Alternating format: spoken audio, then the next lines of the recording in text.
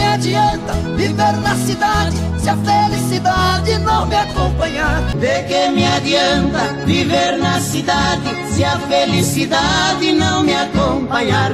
Que doce lembrança daquelas festanças onde tinha danças e lindas meninas. Eu vivo hoje em dia sem ter alegria. O mundo judia, mas também ensina. Estou contrariado, mas não derrotado. Eu sou bem guiado pelas mãos divinas.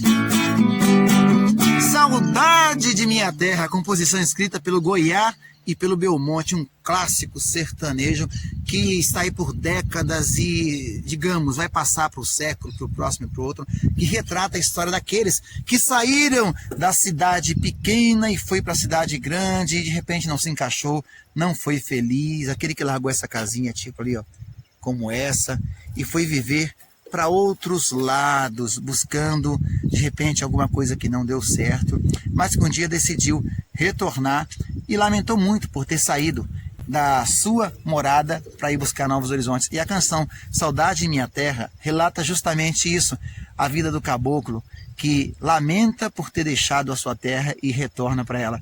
Um abraço a todos vocês e diz aí se alguma dessas histórias contrasta com a sua vida. Diz aqui nos comentários, eu quero saber um pouco da sua vida, da sua história.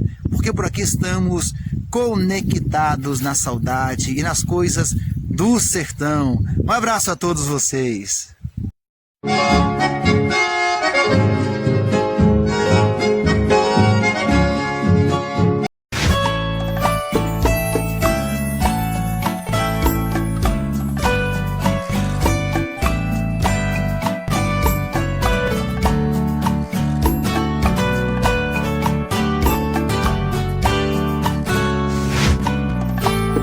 Me diz como vai ficar